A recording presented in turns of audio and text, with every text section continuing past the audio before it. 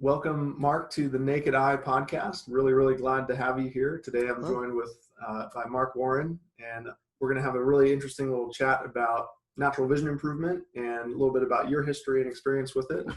And I great. think that the listeners are going to really benefit from not only hearing your story about it, but also, you've gone beyond just doing it for yourself, and you're actually, sharing it and helping other people with it as well. So Yeah.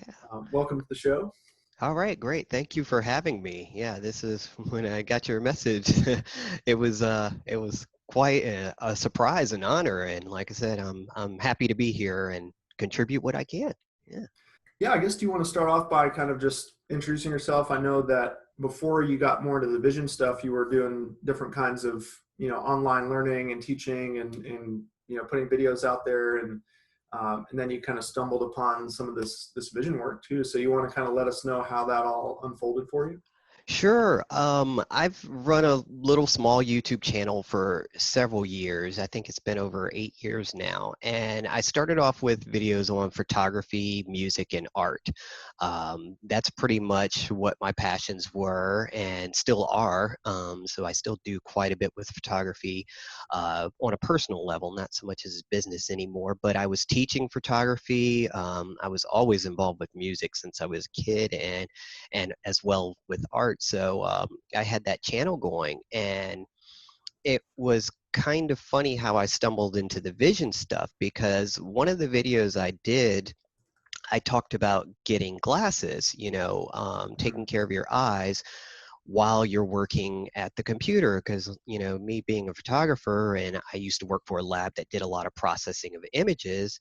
I was Yeah. constantly looking at the computer all day. So I put out a video some years ago about getting cheaper glasses and getting proper glasses, and I talked about ordering from one of the online retailers and my experience with that. So that was kind of my first vision video, but had really nothing to do with restoration.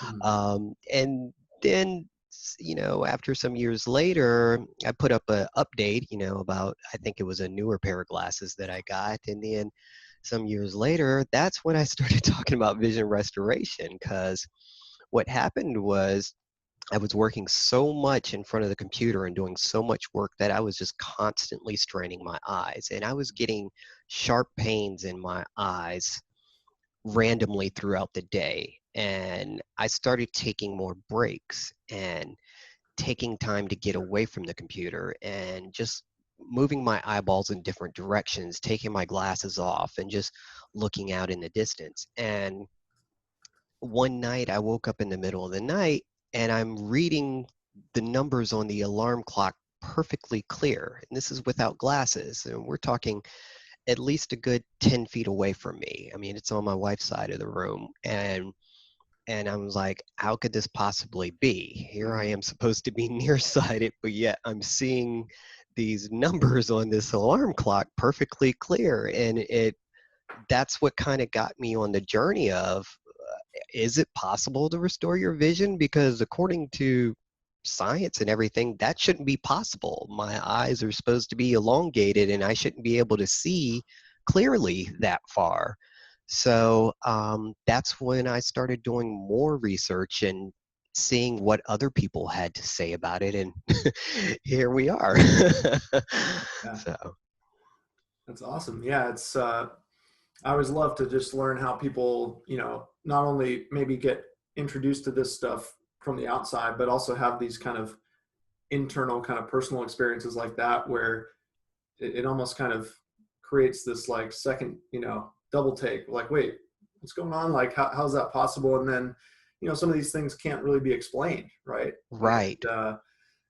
And so then we get curious and we want to kind of seek out, explanation for it. And we kind of figure it out on our own in our sense.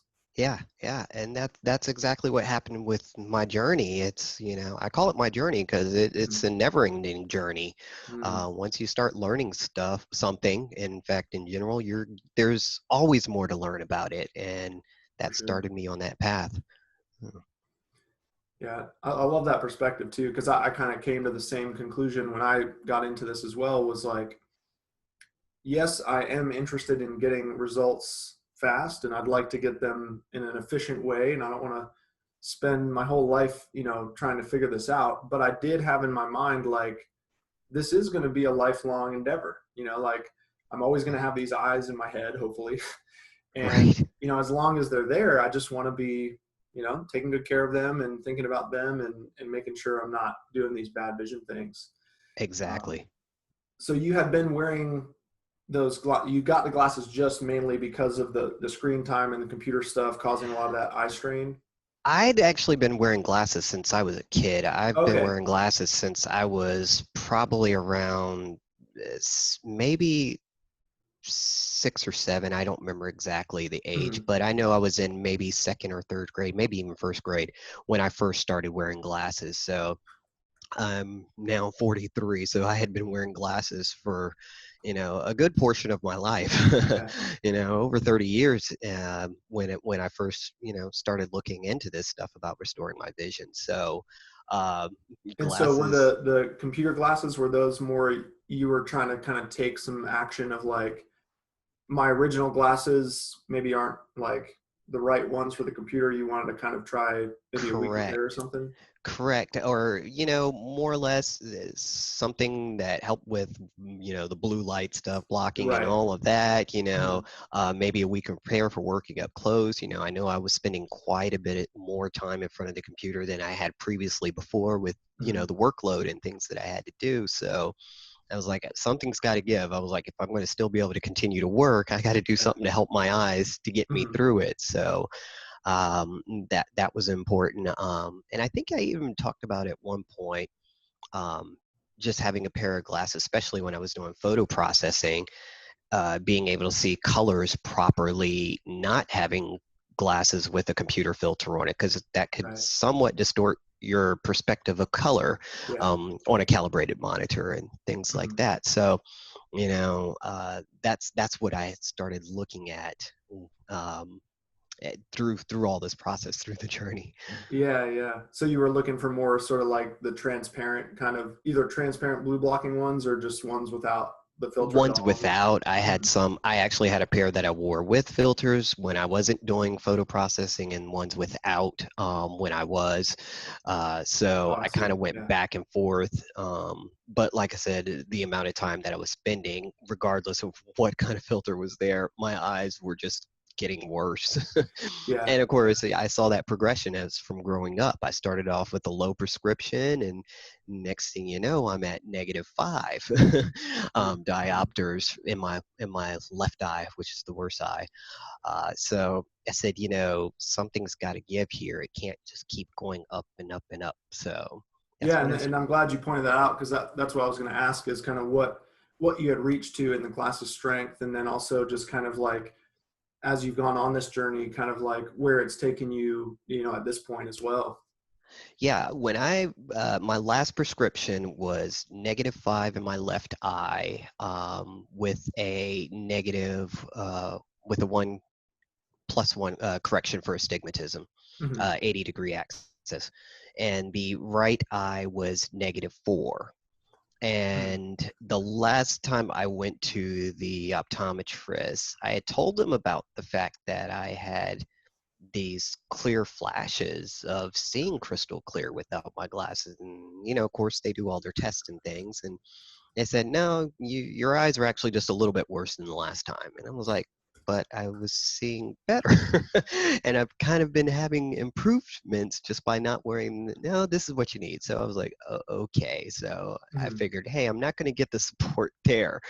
Um, I'm not saying that all optometrists are like this, but that was just the one I particularly had at the time. And Yeah. so, Yeah. um, I wanted to see what I could do to see if there Mhm. was anything that I could do to improve my situation at this point. Um, and that's where I started doing my research, looking into things and seeing far can I go with this? How far can I improve, if it's Mhm. even possible? So I did as much reading as I possibly could. Um, Reading everything I could, watching videos. I watched a lot of your videos Oh, when I good. first started into this, and just getting every different angle I could look at it. I looked at stuff from Middle Eastern, from China, from, Mm-hmm. Bates method, all kinds of methods, active focus, sprint pushing, all of that to see, okay, well, what's the common thing? Are Yeah. they all talking about the same thing, or are they all different? So uh, that's that's where it took me. Nice. Yeah, that's I think that's important, is to not just, I didn't just use the Bates method, right? Like that was kind of one of my primary foundational, support systems through the process, but I was incorporating so many different approaches, yoga, meditation, breathing, all these, Right, chiropractic, massage, and like all these different forms of relaxation, as a way to accomplish it, and also taking into account, all the developments that have happened since Bates's time 100 years ago. I mean, it's correct. so yeah, I don't think it's smart to just like pick just one thing and just like, yeah, this is the only way to do it. It's like we want to kind of stay open and see, because everybody's so different, and everybody responds to these things so uniquely as well. Right, exactly. Yeah. It's interesting. One thing we have in common is I'm also a photographer. More of a I used to be more into it in the past, but I still love it, and it's just fascinating that the camera sort of based off of the human eye, in its components and the lens and the film and everything. Um, and I don't know. I just wonder if there's something about photographers that think about light or color or vision in a different way than maybe someone else.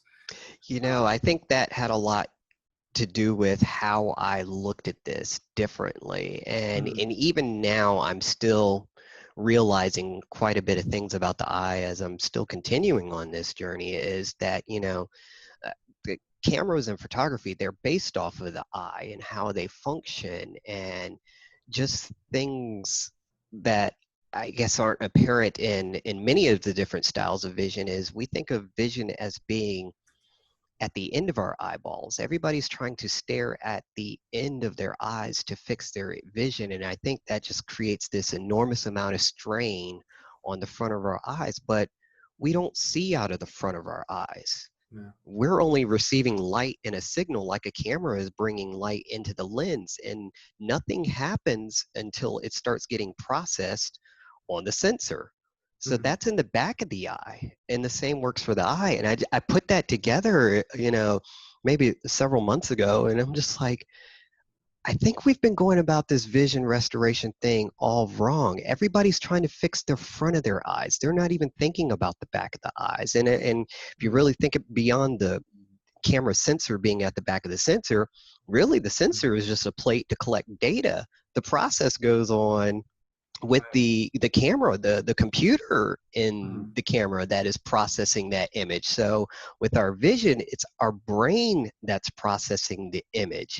It goes up the optic nerve to the brain, and the brain has to make sense of that data. And it also controls, to me, a lot of the functions of the lens, because the more I stop thinking about my vision being in the front of my eyes and that it's in the back of my head, really, the better my vision has improved.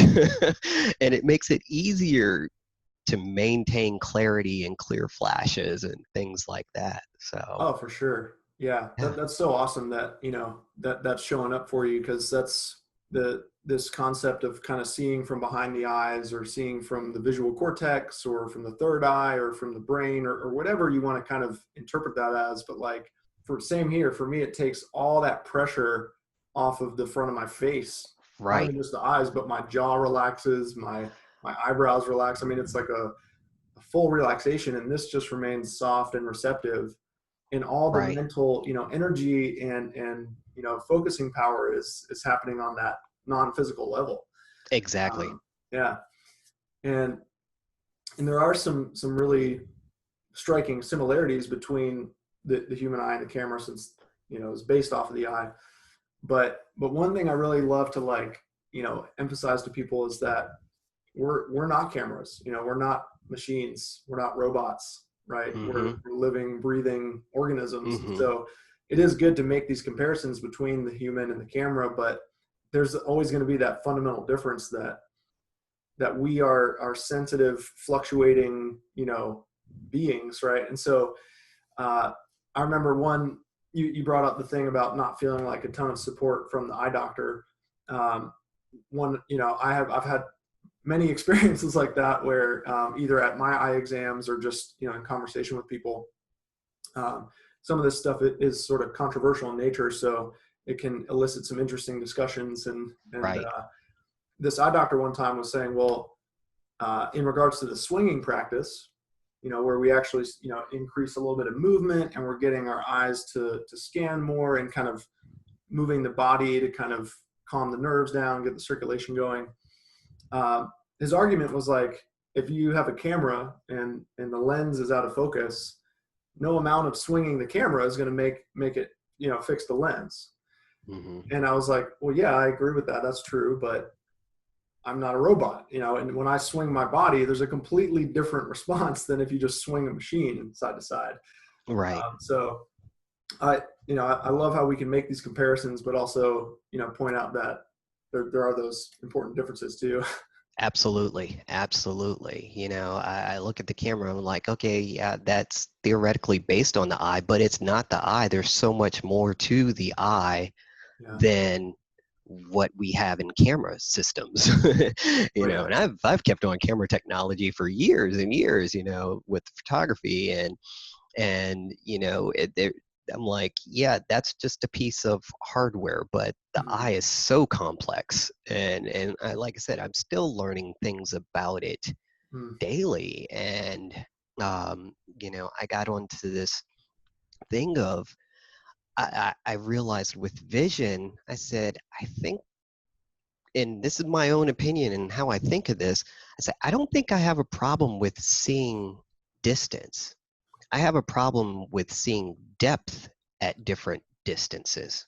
Mm. And Yeah. there's a big difference. When you're stuck with your focal plane being at this one exact spot, and your eyes, the muscles in I think the external portion of the eyes, they don't move to look at things at different depths and distances. That's how we kind of become myopic.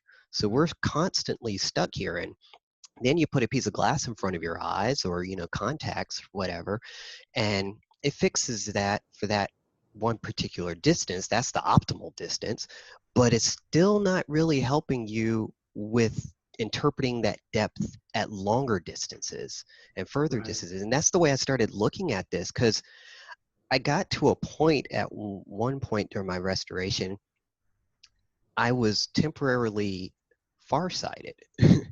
Everybody's like, how does that happen? I mean, I Yeah. could go outside and see great at distances beyond a half mile. I mean, everything's tack sharp. And then I go back inside and I can't see anything close up or at a medium distance. And I'm like, wait a minute, what's going on? And, I would look out the window again and everything's still crystal clear and sharp. And then I still can't see anything close up. And was like, Mm. okay, wait, I've now gone from being myopic to hyperopic. Yeah. Yeah. How does that happen? So it took me that realization that my eyes got used to seeing that depth and how things moved far away. But when I went back inside, they still wanted to act like they were outside. Mm. So, Hmm.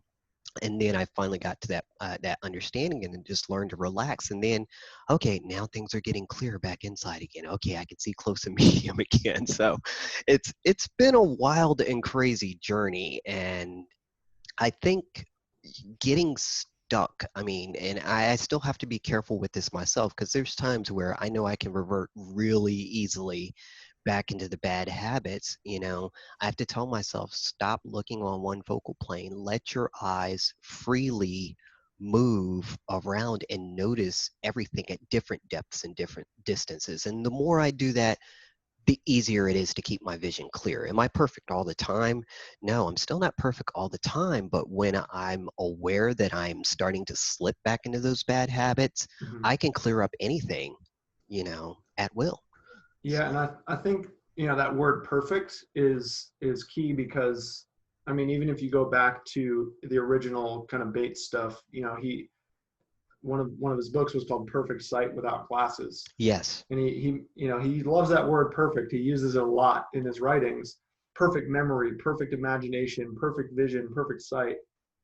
And, you know, it took me years to even really ask myself, what is perfect vision? And what does that even mean, perfect vision? Hmm. And at this point, I'm really in a kind of a similar boat as you of like perfect not being this thing that is just like constantly 24/7 stable, but I think it's the ability to access it when we need it or want it, to Right. really tap into that, or when we notice that it's kind of slipping or a bad vision habit's coming in, the ability to catch yourself and recenter and get that clarity back without that kind of lag or that delay. Right. um, so I think it's sort of this ideal that we're kind of aiming for, and it'd be nice if we could hang out in that perfect vision place for the majority of time. But coming back to the fact that we're not robots concept is that, I'm right there with you where I still notice maybe a bad, too much computer time or some bad habits or strain or stress. There's a lot of stressful things going on in the world at the moment. Right. And just like in the past, maybe without some of these skills, like the depth thing you brought up, maybe I would have experienced that stress and that deterioration of vision and kind of gotten stuck there, or wouldn't have had any tools to kind of get myself back. And, Hmm. and that's what I look at all this stuff as, is like a way to bounce back from the blur if it does, return or kind of dip down in the vision. But I'm curious about, just to ask about the depth thing a little bit more of like, when you're looking at these different distances, is it sort of like on a conscious level of you're like, okay, that tree is 30 feet away and this, lamp is 4 feet away or whatever? Like, were you actually kind of gauging the distance between you and objects, or was it more of just kind of noticing different layers, or what was that like for you? Yeah, it at first when I had a video on YouTube about it called triangulation, I would just sit Mm-hmm. in one place stationary and just notice things at different distances. I would notice like a cup sitting in front of me to the left. Maybe that's 2 feet away. I'm like, how far is that away? I'm just thinking to myself, how Yeah. far is that away? Then I would see a picture on the wall, and that's okay, that's about 5 feet away. And I'm just here just kind of judging, not really looking at them directly, but just being aware that they're there, and then try to just see them out peripherally. And that's what started me in seeing more clear. I mean, I Mm-hmm. all of a sudden just got this clear flash of vision, like, whoa, everything just popped into focus for a second. I mean, yeah, it only lasted a few seconds, but I'm like, okay, that's not supposed to happen. So I said, so I kept doing it over and over, just noticing things, different depths, different distances, and doing it stationary. I feel these muscles tingle, these twitches in Mm-hmm. my eyes, not in the central portion, but in the external parts of the eyes, everything that you can see peripherally, not exactly. And I Yeah. could feel those muscles activating. So stationary, I learned to do that, but then I took it one step further and went outside and was like, well, let's do this outside. So as I started Yeah. walking around, I started doing the same thing, looking centrally at something, and then just notice things in the sides, a tree, a sign. I'm noticing the movement as I'm moving. And the more I did this, I more felt those twitches in my eye. And it started making things just come clear very easily. So, I know Bates talks about centralization too, where, you focus on the center thing being the sharpest, but I was finding that not only did you have to look at something intently for the central, but you also have to be aware of depth and distances of these things around you at the same time. So you need to use the whole eye. And I look at it like a puzzle. If you have the center piece of a puzzle and you're trying to strain so hard just trying to see what the whole puzzle is, but all you have is that center piece, you're going to be there days trying to figure out the whole picture. It's just not going to happen. But if you were to reverse that and have the whole piece of the puzzle, but not have the center, your brain can figure out what that center missing piece is. Mm-hmm. And I said, that's what I realized how we're straining our eyes so much is we're not getting enough information for our brain to paint the entire picture. And the more I started looking at the entire scene, seeing the depth and the distances, and things just started looking more three-dimensional to me. I Yeah. mean, I could see textures between textures, trees between trees, and it looked like I was in a 3D movie with the 3D goggles on, and colors were getting more vivid, and stuff was just popping out so crystal clear. I was like, wow, this is amazing. What, I've been missing out on this forever. So now I take a walk almost every day I possibly can. Mhm. It's sometimes a couple times a day, and I just enjoy seeing the way objects are on top of objects, and they're so multi-layered, and the movement between that. And every time I do, my eyes just feel this relief, and just all the tension just goes away. And then, like I call it, it's automatic focus, because the eyes just Yeah. automatically start working on their own. Everything just, it doesn't matter what you look at centrally, it pops into focus. And that's what what I realized. I was like, our peripheral plays so much importance in Mhm. how we see, and we're not using it enough. We're just not using it. No, yeah, and I definitely see screens as partly responsible for that because I've got my big monitor here, but my phone screen is pretty small, and it's like it kind of limits us into this kind of tunnel vision mode, and Right. people sort of just tune out the periphery and just don't even aren't even aware of their surroundings sometimes with that. At the vision conference I went to down in Argentina right before the lockdown happened, I was taken aback by how many of the presenters and the vision teachers from all around the world were talking about depth and periphery in their talks and in their workshops of being so critical and important for healthy eyes and healthy vision. And it's so awesome that you've been exploring that too and really feeling the results from that. Right. And because I was the same way when I first read Dr. Bates's book and the whole central fixation section. um, I ended up staring and tunnel vision. I was just like fixing on one thing and just like trying to make it see that one clearest. And so it helped me so much to really reverse the definition of not seeing clearest where I'm looking, but actually seeing worse where I'm not looking. And, Right. and that really helped me take the pressure out of that middle zone and just kind of spread out and reconnect with this whole bigger area. Right. And I love what you said about how the brain can like fill in the central based on the context of the surroundings and the periphery. Absolutely. Yeah. And coming back to that word perfect, the working definition I have for perfect vision, and this could change, but at this point I really think of perfect vision being pretty much exactly what you said, is this simultaneous little central fixation point amidst a really big, wide peripheral awareness. For a long time, I was kind of doing an either or kind of thing. I could either be in Hmm. that like fully central mode and sort of tune out the periphery, or I could like notice my periphery and sort of tune out the center. And I feel like settling into having them both present at the same time, actually supporting each other and informing each other. I really think that's what we're kind of aiming for here, is to really Right. connect in with both of them. Right. I said, I think maybe a few months ago, I was realizing, I was like, it's almost like we have four eyes. We don't just have two eyeballs. We have central eyes that track stuff for details. And then we have this external eye that should be seeing movement and depth. And they both have to work together in order for us to see perfectly clear. And when I get these in sync working together, like I said, it's no effort at all to see perfectly clear, and then when they're out of sync, yeah, I'm not going to see as clear. And Mm-hmm. um, I think that's where I'm at. I'm really now at that point of fine tuning the two to make them work Yeah. together more often together as one. I know the times specifically when I know I'm not going to be able to see great to get today, it's because I'm too tired. I've been working too hard. I've been doing this one project too hard, too long. I've been staring at my screens. I know I'm going to have a bad vision day before I even know I'm going to have a bad vision day.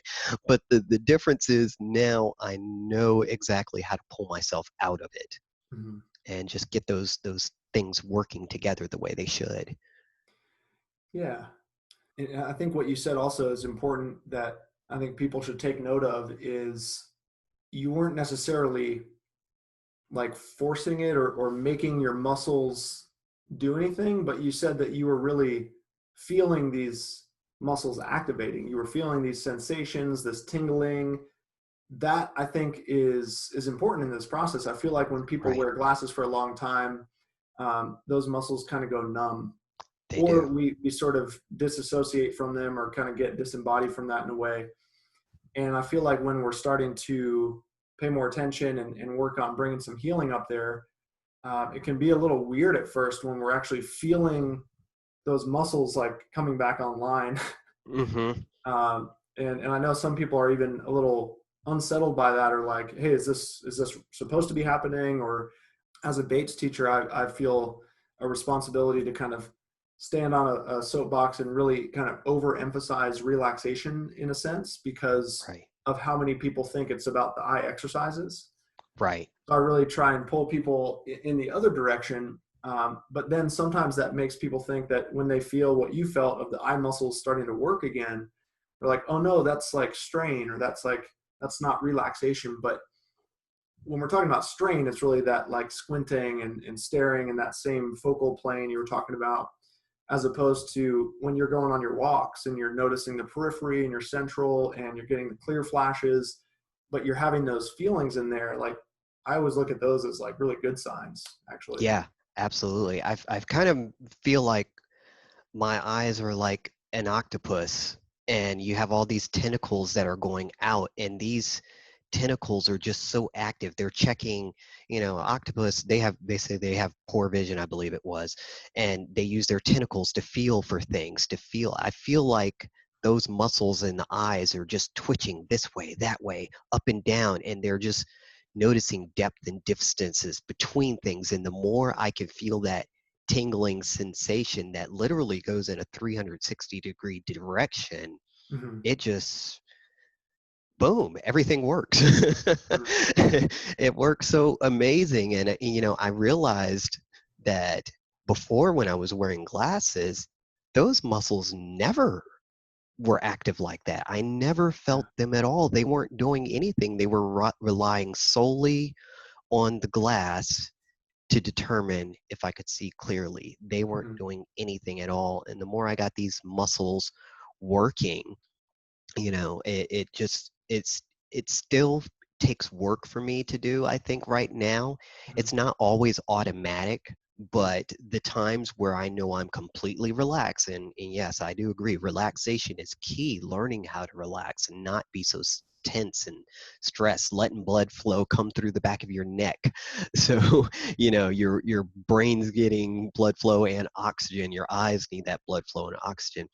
Getting to that relaxation point, it just it makes things just start functioning properly. And like I said, I feel best when I'm outside, Mm-hmm. when I'm walking and noticing it, and I feel the most relaxed there.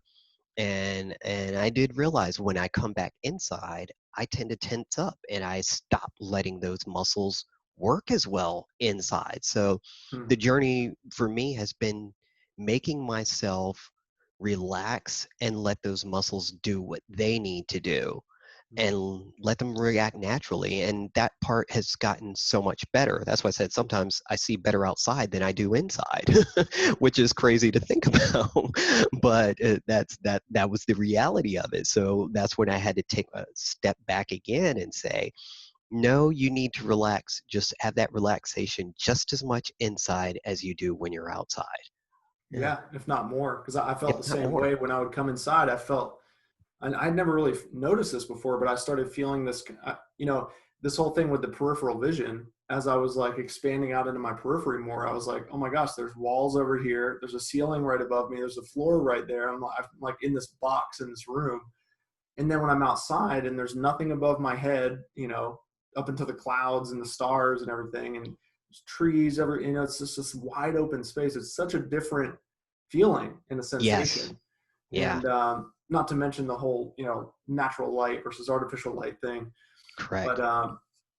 But you know, maybe if some people are listening who are, you know, experiencing blur in the distance or myopia or nearsightedness, and we're talking about things like seeing depth in the distance, and maybe they feel like, well, I can't see anything in the distance, it's all just a big blur. I actually am interpreting what you're saying as like a source of hope for these people, because depth is in it's one of depth and color and shapes are these things that aren't totally dependent on details. Correct. Like even if it's out of focus, you can still tell what color it is. You can still get a sense of the shape of it, and you can still maybe get a sense of what's closer to you, what's farther than you. And I feel like if we look out the window and we have blur out there, and the first thing we go to is I got to see the details. You know, I got to Right. focus. I got to see it clear. That's sort of futile. It kind of is like forcing something that just isn't going to work like that. And then all of a sudden we start to squint and strain to try and force the details. But if we're just like, oh, what color is that? What shape is that? How far is that? What is the depth here? You're giving your mind sort of a different task.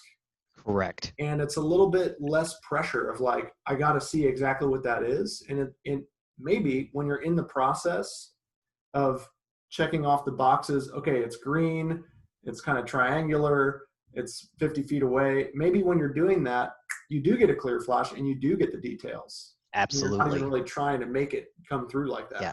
that. And that's exactly the way it worked for me. And some people had asked, you know, in comments and questions and things and emails I've gotten, they're like, but I can't see anything without my glasses. I was like, okay, the point is not to see anything it's not the point that you need to see clearly without your glasses. The point is to start recognize that there's shape, color, and distance Mm-hmm. without your glasses. Everybody, even I think no matter how bad your eyes possibly could be, you should still be able to recognize shape and color and tell if something's further away or closer up.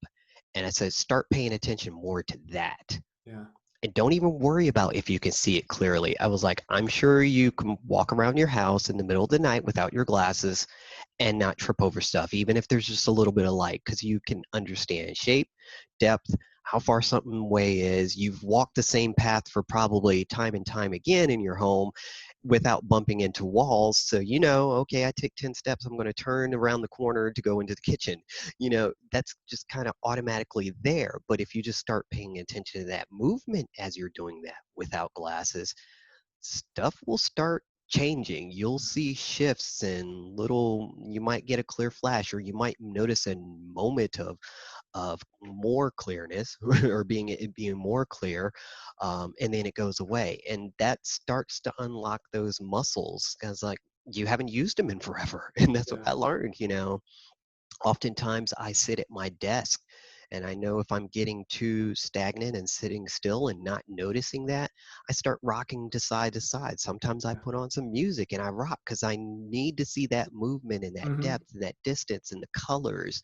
And then after that, things get better and easier. And you know, it may look silly to be sitting in your chair rocking, you know, but you know, that's one of the things I learned to do to keep that engaged. And the more I do it, the easier it gets. Yeah, there was a time when I was a little more cognizant of like, oh, I wonder what I look like when I'm doing these vision things. But I got to the point where I was like, I don't care. I don't, yeah, right, right. That's what I said. Don't be afraid what people are going to say or what they're going to think. You know, my wife, she looks at me like I'm crazy sometimes. What are you doing? Why are you there staring like that? You know, sometimes I get this dead stare in my eye. What are you doing? I was like, I'm looking at my peripheral. Oh, okay, whatever. But she gets it now, you know, she understands, and she's even seen how can you see that? And you know, she still wears glasses. You know, it's funny. Mhm. Everyone's like, oh, you're doing all this, but your wife does it? No, she's not ready for that yet, and she's going to do it on her own time. You can't force people Oh yeah, to make no, the change. yeah. So, but she was even noticed, like, she was like, how can you see that? That's so far away. And she has her glasses on. I was like, I Hmm. just do. That's So, awesome. Yeah, I mean, and on the topic of the glasses, and tying it in with the depth too, I'm sure you may have felt this way too, but like whenever I wore my glasses and even the contacts as well, is I had this sensation of just kind of like flattening of the image, and it really made it a little less apparent that things had that really nice depth to them. right, And you said that you were walking around and it's like you had those 3D glasses on, when right, you were getting better depth perception. And before that happened, it probably wasn't the case that you didn't have depth perception. You probably had it, but you were just like enhancing it and really tuning into that natural depth perception versus the right, artificial depth perception. exactly, Um, but that was one of the, like I said about this vision conference in Argentina, a lot of people were saying how more people have less depth perception than they actually think they do. right, And it doesn't even necessarily have to be like a fusion problem or strabismus or anything like that. It's, just kind of normal nearsightedness or farsightedness. It's kind of exciting to think about maybe reactivating this kind of new level of your vision that that goes beyond what artificial lenses could give you. hmm, Because for a while I kind of held my glasses and contacts vision as like the gold standard. right, It's like, wow, it could never possibly get any better than this. And I learned about this vision improvement stuff, and I was like, oh wow, maybe this stuff will help me get my vision to that level, and I'll be right, able to see that well without the glasses. And I guess I wasn't expecting that this would actually, in certain areas, actually propel me beyond what I was seeing with the artificial lenses. And like your yeah, story with your wife of like having a moment where you can see even farther than her glasses can help her see. It's right, like, once again, it's just not, obviously we want the details, we want the clarity, but that's not the only thing about our vision. And I think correct, we kind of hone in on that so much because that is the main thing that gets tested when we go to the eye doctors, and it's the main thing we think about when we think about hmm, vision. But I think there's like 16 or 17 other different visual skills that play a part in our vision and our eye health and stuff, and things like we've been talking about today: the depth, the color, all these different things. And yeah, I just love it when people consider these possibilities of, hey, what is the state of my depth perception right now, and could it get even better, and what would that mean in my life? And right. sounds like it's kind of fun and exciting when you really have those experiences, and it's just like a normal day, a normal walk, but you're just having this like joy coming through you because you're like, wow, I'm just experiencing this walk in a new Yeah. way today. Yeah, I know before, and yes, I knew depth and stuff was there as I was doing things, but now I'm clearly seeing the shapes and the depth in Yeah. my peripheral, and I can even sometimes read text in my peripheral if the text is big enough, or Mhm. I'm close enough to it. And I was like, that's crazy. I was like, I never saw objects this clear in my peripheral. So the more I fine-tuned it and got those muscles working, the more clear I could see objects without directly looking at them. I Mhm. mean, and that's one thing I've said: practice teaching yourself to see the shape, size, and color, and the more you do it, the more clear those objects will be without you even having to look at them. And Yeah. like I said, it's been a quite interesting journey, and I think I've learned to analyze and observe things a lot more than I ever have in my past, and I think that's also what's helped me quite a bit improve as fast as I have. Everybody's like, there's no way you've made that much improvement in such a short time. And I was like, yeah, but I was like, I'm not just going out here and, like you said, doing exercises or doing a drill. Right. I'm looking at what I'm doing and I'm observing what I'm doing. And then I try to repeat it over and over again. And sometimes I just sit in the backyard and just look out, and I call it turning off my central vision. Mhm. Just I'm not even paying attention what's in the center. I'm just looking at everything outside of my center of vision. Mhm. And it almost feels like you get this dead blank stare. In fact, my wife was like, "You live over there?" One day, I was like, "Yeah, I'm fine." I was like, "I'm just looking at everything right now." And it was crazy because we were in the backyard one day, just sitting on the patio, and I was looking out, noticing everything in my peripheral. I could see a pool of gnats. I mean, you know how small gnats are, and Yeah. they're probably at least a good 10 feet away, but I see this like little swarming circle of gnats over on one side of the fence. I could see bees on the flowers on the other side, and all of this stuff at the same time. And I'm just like, wow, that's amazing.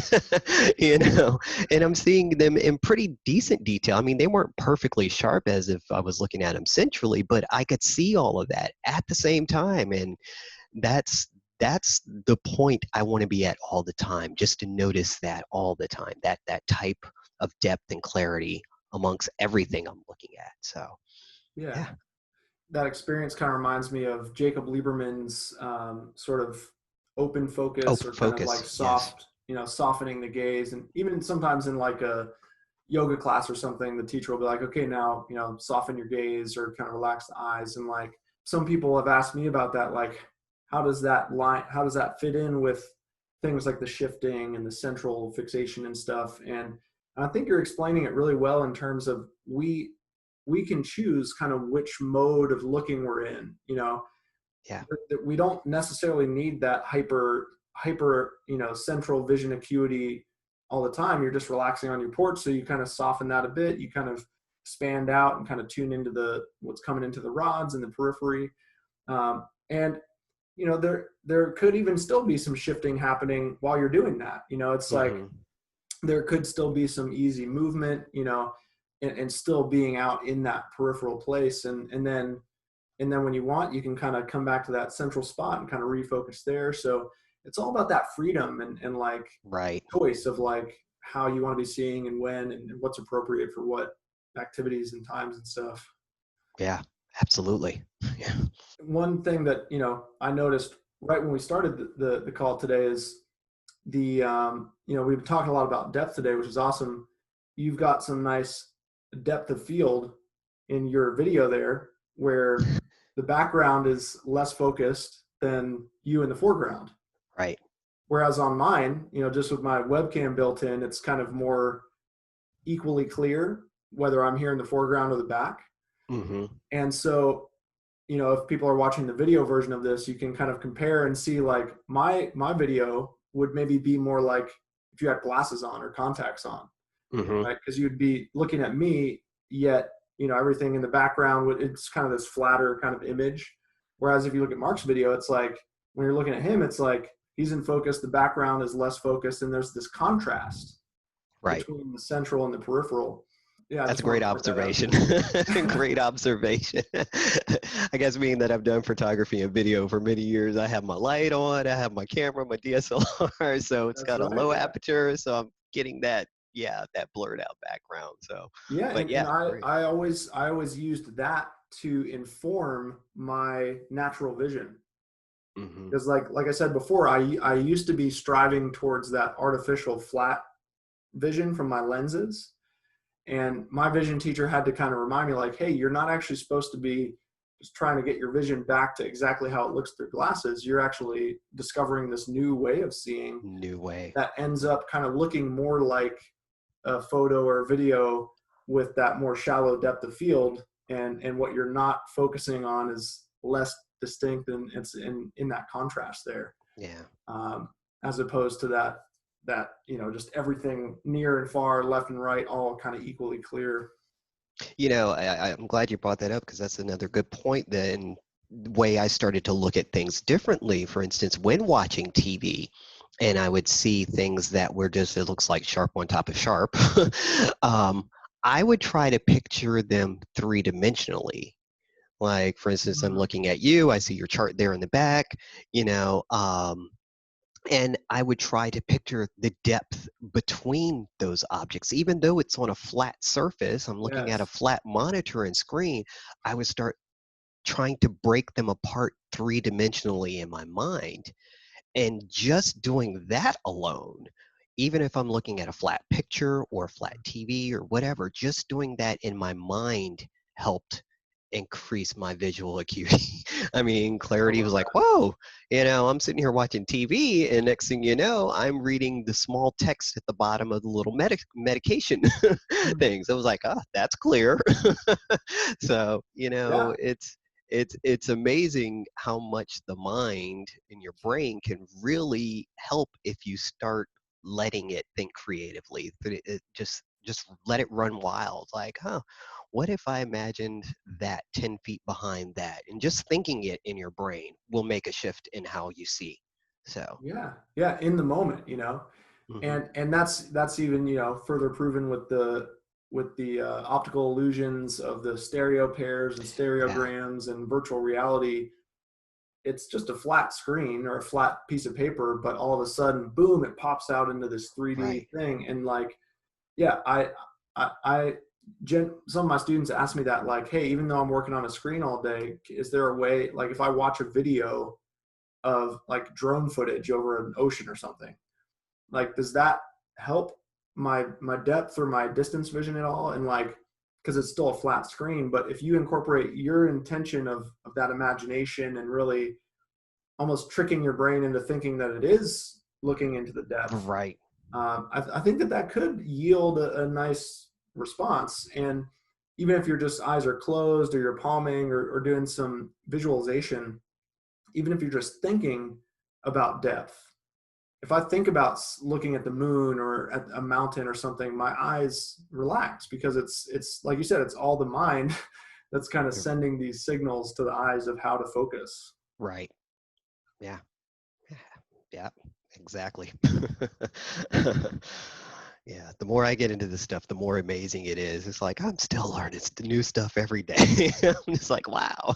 Same here. It's mind blowing. I mean, it's yeah, the eyes are so complex and so interesting, and there's still so much that is to be, you know, explored and discovered.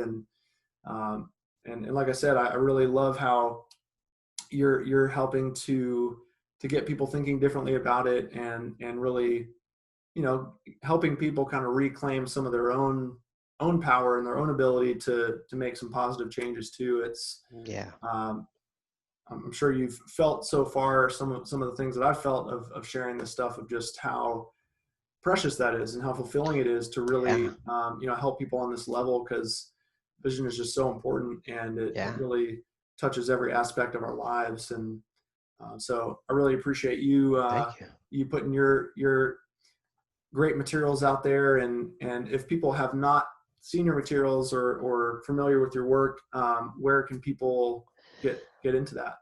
I put together, and I call it my story, my guide, my basic journey guide, which basically is my story of what I went through and all the things that I do to work on improving my vision every day. So I put together that in a free guide. Anybody can go on the website and get it. It's www.myopiasmental.com.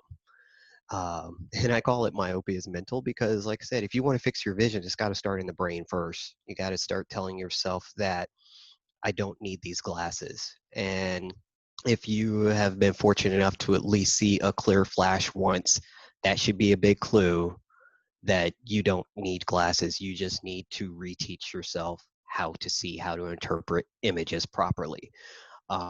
And that's the journey. It's not about the diopter adjustment reductions or how much you can improve. It's a matter of teaching yourself to be that relaxed, that calm all the time, so you can keep that clarity.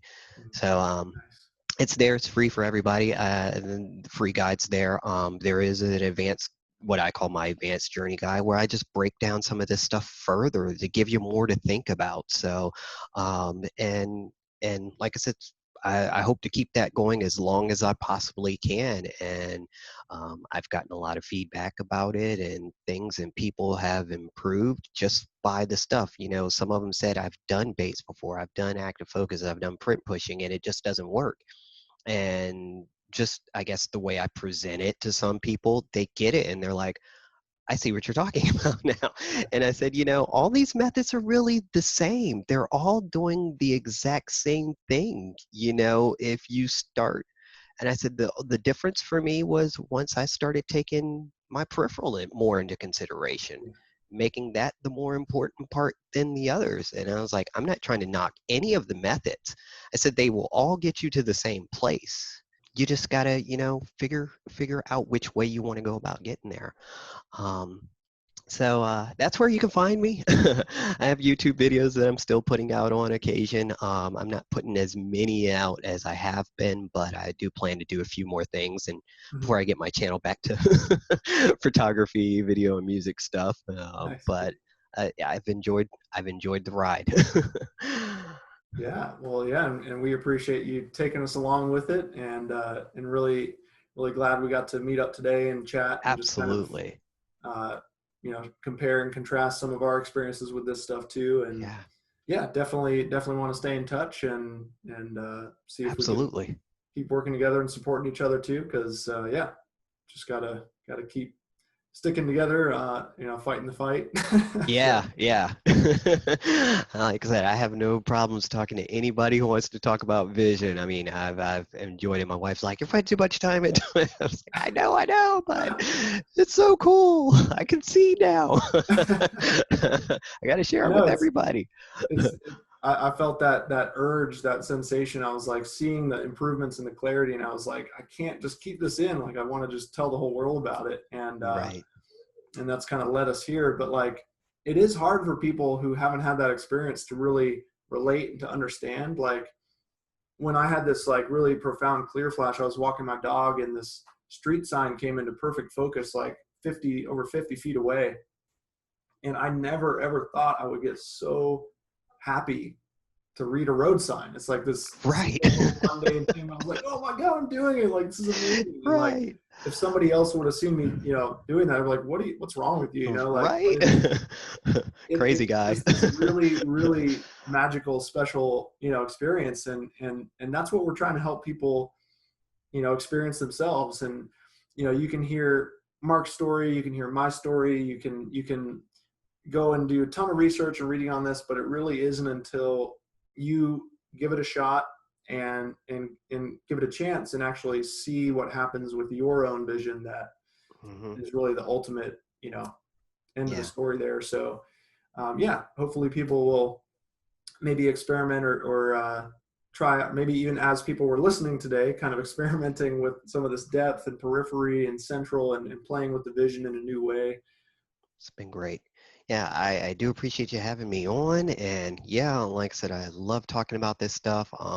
Yeah, anybody, like I said, what's it going to cost you to try to look at your stuff with your peripheral vision, or, just do something different? I mean, it's not costing you a dime to take your glasses off for a few minutes. And anybody can do this. I do believe anybody is capable of fixing their vision just by doing these little simple things. And the more you start taking that time to relax and just realize what's going on in your own body, that's one of my things. I've had a lot of people say, no, that's not possible. I'm like, okay. I was like, you need to feel what's happening for you in your body. I can give you all the information you want of exactly what I did, but until you put forth the effort and try it for yourself, and then just listen to what your body is telling you, um, then you'll figure it out. You'll figure it out. That's my best advice for anybody who wants to try this. Just yeah. Yeah, and I think that's one of my favorite things about you and your approach is just the experimental nature of it, and just being really sensitive to what's working, what's not working. Okay, this worked, I'm going to do more of that. This didn't really seem to do as much, I'm not going to maybe do that as much. And really being creative of using your environment and what you have available to you to really make this your own thing. And yeah, I encourage everybody to think about learning about these different approaches and methods and stuff, but at the end of the day, really creating a kind of custom personalized version of it that really fits with Yeah. your eyes and your mind and your life and everything. So Yeah, I used to have a martial arts instructor that used to say, "This is your karate. This is your jujitsu and your karate. What works for me won't exactly work for you. Here's the technique. but you have to make it your own technique. Yeah. And he was exactly right. I couldn't punch like him, but once I learned to punch the way I needed to punch for me and for my body, oh, things just worked. Mm, Or I couldn't do a throw like this guy over here, but once I figured out how to do it for me and my body, that was my throw. I love So that. yeah, and the same applies with vision. That's Yeah. the way I look at it. The same applies for vision. Yeah. It was kind of a big day for me when I realized, oh, wait a minute. This isn't the Bates method. This is Nate's method. Like That's awesome. I mine, love that. I and love yeah, that. Yeah. just gotta have the right name, I guess, to make it rhyme. That's great. All right. All right, Mark. Well, I really appreciate your time today. Sure. Maybe Thank we you. could, yeah, stay in touch and maybe do a Absolutely. follow up at some point or something like that, or get involved Anytime. in some way. But yeah, really appreciate all the work you've put into helping people with this, and just want to congratulate you on that. And hopefully, Thank you. people can check out your videos on YouTube, check out your free course. I think it's so awesome that I can tell you're really passionate about this and really just keen on Yeah. having a conversation. I mean, that's what this is about. It's all about just educating and learning, and it's not a medical thing. It's an education thing. So it's Correct. Correct. I hope yeah, to keep the information out there as long as I possibly can. And if you stumble upon it, then great and get some good use out of it. That's awesome. That'd be great. So, all right. Well, I hope you all have a right. wonderful rest of your day, You do and the same. Take care. It everybody was a check out pleasure. myopiaismental.com. Love that name. I totally agree with that. Great. And thank you everybody for listening, and we will see you again next time. All right. Great. Awesome.